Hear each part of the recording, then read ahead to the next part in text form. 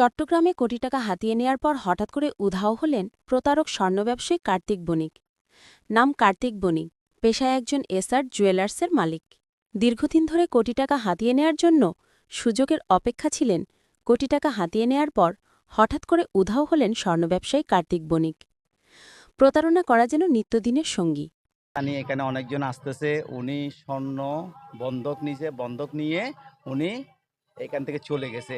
দীর্ঘ 1 মাস যাবৎ দোকান বন্ধ। অনেকজন আসতেছে, এসে অনেক ধরনের কান্না করতেছে, অনেকজনের অনেক কিছু চলে গেছে। ওই কারণে মানে আপনার সবাই কি আপসেট হয়ে গেছে। আমার কাছেও অনেকজন আসছে, এটা ঠিক সত্য উনি একজন প্রতারক। কারণ আমাদের ভাড়াটিয়ার 4 তলার 1 ভরি স্বর্ণ উনি বন্ধক রাখছিল 50,000 টাকা দিয়ে। ওই ভাড়াটিয়াটা আমাকে বারবার বিরক্ত করতেছে, ভাই উনি কি তালা খুলে না বন্ধ, উনি কি আছে না নাই। তারপর ওনাকে ওই দোকান বন্ধ অবস্থাতে ওনাকে নিউ মার্কেটের মোড়ে পাইছে। ওনাকে কলার থেকে ধরে তারপর যেখানে বন্ধক রাখছে ওইখানে নিয়ে স্বর্ণটা উদ্ধার করছে। 1 ভরি স্বর্ণ 50,000 টাকা দিয়ে উদ্ধার করছে। কিন্তু আমি কয়েকজনকে অ্যাড্রেস দিয়েছি, উনি কোথায় সেটা লেনদেন করে।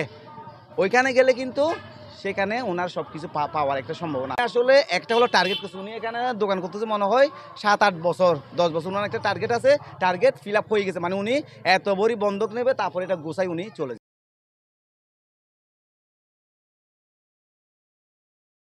চট্টগ্রামের কোতোয়ালি থানার আলকরণ এলাকা থেকে স্বর্ণ ব্যবসায়ী কার্তিক বণিক, সাদ্দামসহ একাধিক ব্যক্তির কাছ থেকে কোটি টাকা হাতিয়ে নেওয়ার অভিযোগ উঠেছে। গত 5 ডিসেম্বর দুপুরে এসব তথ্য জানান। এ বিষয়ে কোতোয়ালি থানায় কোটি টাকা হাতিয়ে নেওয়ার একটি সাধারণ ডায়েরি করেন ভুক্তভোগী সাদ্দাম। ডায়েরি নং 476। এ বিষয়ে ভুক্তভোগী সাদ্দামের কাছে জানতে চাইলে খবর 24 এর একান্ত সাক্ষাৎকারে বলেন, স্বর্ণ ব্যবসায়ী কার্তিক বণিক আমাকে স্বর্ণ বুঝিয়ে দেওয়ার কথা বলে আমার কাছ থেকে 5 লক্ষ টাকা হাতিয়ে নিয়েছে এবং তা 2 মাস পরে দেওয়ার কথা ছিল। তো আমি 2 মাস শেষ হওয়ার আগে বা 1.5 মাসের মতো 30 সেপ্টেম্বর আমি দাদাকে ফোন করছি, আমার জিনিসগুলো লাগবে, কখন আসবো। তো দিয়ে তুমি কালকে আসো, নিয়ে যাও টাকাগুলো দিয়ে। তো পরের দিন 30 অক্টোবর আমি টাকাটা দেওয়ার জন্য ফোন করছি। বলছে আমি তো আমার অফিসে কাজে একটু ব্যস্ত ছিলাম, এজন্য আসতে পারিনি। ঠিক আছে, তুমি বিকাল 3-4টার দিকে আসো। তো আমার তখন অফিস টাইম, ডিউটি টাইম, আমি আসতে পারবো না। সেজন্য বলতে ঠিক আছে, আমি টাকাটা আপনার অ্যাকাউন্টে পাঠাচ্ছি, আপনি জিনিসগুলো মহাজন থেকে নিয়ে আনি রাখেন, আমি বিকেলে এসে এক ফাঁকে এসে মোটরসাইকেল এসে নিয়ে যাবো। এটা ওই অনলাইন ট্রান্সফার নিচ্ছে না, সেজন্য আমি সাউথ ইস্টে ট্রান্সফার দিচ্ছি 2.5 লক্ষ টাকা। তারপর বলছে ঠিক আছে, টাকা পাইছি, তুমি কালকে এসে নিয়ে যাইও। আমি অসুস্থ ঝামেলার কারণ আমি তোমার টাকা জিনিসগুলো নিতে পারি নাই, টাকা তুলতে পারি নাই।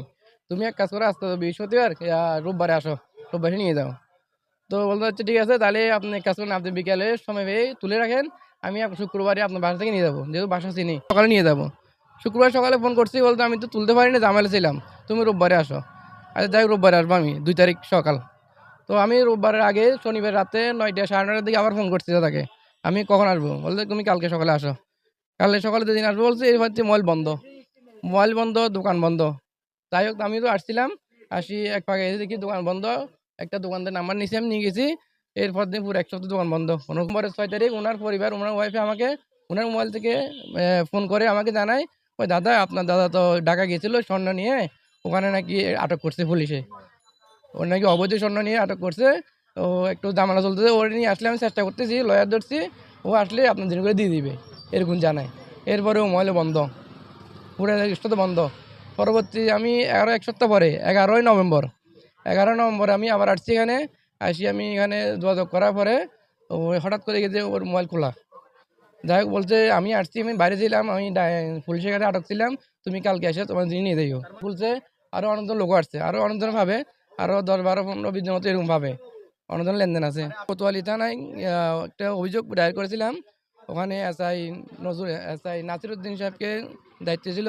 উনি বলছে ঠিক আছে, আমরা চেষ্টা করতেছি। পরবর্তী 1 সপ্তাহ পর উনি বলছে ঠিক আছে, তুমি একটা প্রতারণা মামলা করো। এই জন্য আমি আশ্বাস দিচ্ছি, এরপর আর কোনো কিছু বলে নাই।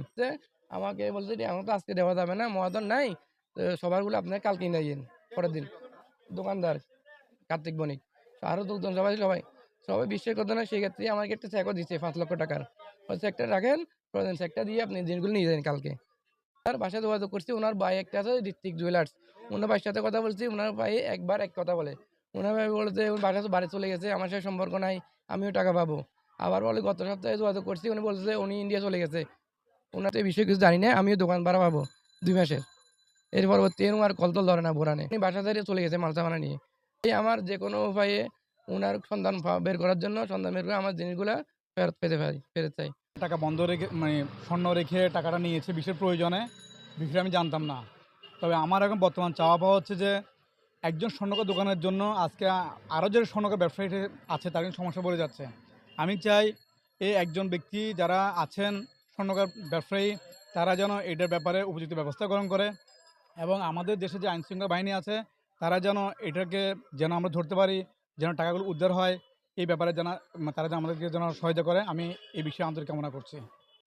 স্বর্ণ ও টাকা হাতিয়ে নেয়ার ব্যাপারে কার্তিক বণিকের মুঠোফোনে একাধিকবার যোগাযোগ করার চেষ্টা করলে কার্তিক বণিকের মুঠোফোনটি বন্ধ রয়েছে।